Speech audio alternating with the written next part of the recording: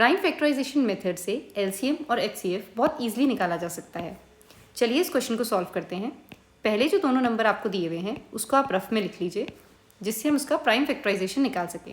2 1 ज़ा 2, 2 6 ज़ा 12, 2 8 ज़ा 16, 2 8 ज़ा 16, 2 4 ज़ा 8, 2 4 ज़ा 8, 2 2 ज़ा 4, 2 2 ज़ा 4, 2 1 ज़ा 2, 3 7 ज़ा 21, 7 1 ज़ा 7, 3 2 2 ज़ा 4, 2 7 ज़ा 14, 3 9 ज़ा 27, 3 3 ज़ा 9, 3 1 ज़ा 3। अगर आपको ये प्राइम फैक्टराइजेशन फास्ट लगा तो हमारे चैनल पे स्लो वे में समझाया हुआ प्राइम फैक्टराइजेशन के वीडियो हैं, आप वहाँ से पहले इसे अच्छे से समझ लीजिए। नेक्स्ट, अगर आपको प्राइम फैक्टराइजेशन समझ आ गया तो अब आप एलसीएम और एचसीएफ देखिए। इसके लिए आपको बस एक छोटी सी ट्रिक याद रखनी है। एलसीएम में हम सारे फैक्टर्स लिखते हैं, मतलब अगर वो दोनों में से किसी एक जगह भी आ गया तो हम उसे लिखेंगे और फिर उसकी मैक्सिमम पावर लिखते हैं। एचसीएफ सॉल्व करते समय हम सिर्फ कॉमन वाले फैक्टर लिखते हैं, यानी जो दोनों नंबर में आएंगे सिर्फ उन्हें लिखेंगे और उनकी भी मिनिमम पावर लिखेंगे। तो पहले आप इसे लिख लीजिए 336 इज इक्वल टू 2 की पावर 4 इंटू 3 इंटू 7 जो हमने यहाँ से निकाला, और 54 इज इक्वल टू 2 इंटू 3 की पावर 1 2 3 जो हमने यहाँ से निकाला। इसके बाद हमें एलसीएम लिखना है, तो एलसीएम में हमें सारे फैक्टर लिखने हैं। तो आप पहले लिखिए 2 यहाँ से, फिर आ गया 3, 2 और 3 आप पहले लिख चुके हैं तो 7। अब इनकी पावर्स लगाइए।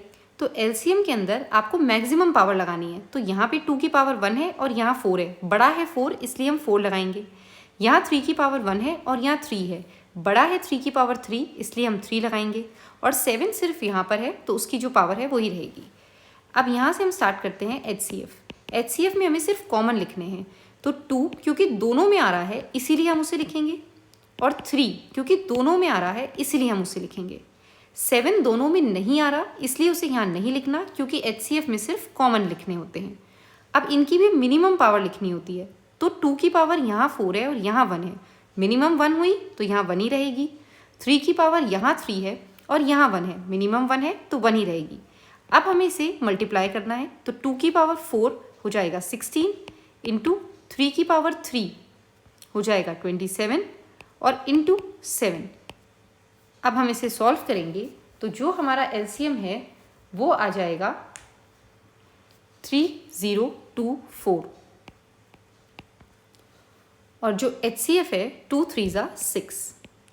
अब हमें इसका सेकेंड पार्ट करना है, यानी एलसीएम और एचसीएफ निकालने के बाद हमें इसे वेरीफाई करना है।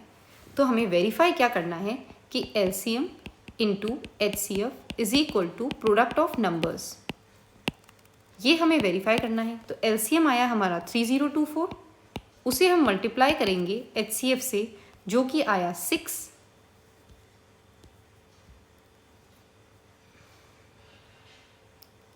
प्रोडक्ट ऑफ नंबर्स यानी कि 336 इंटू 54। इसे हम सॉल्व करेंगे तो आएगा 18144, और इसे मल्टीप्लाई करेंगे तो भी आएगा 18144। ये दोनों सेम आ गए इसलिए हम लिख देंगे हेंस वेरीफाइड। अगर आपको ये वीडियो अच्छी लगी हो तो वीडियो को लाइक और ऐसे ही इजी तरीके के एक्सप्लेनेशन के लिए चैनल को सब्सक्राइब करें।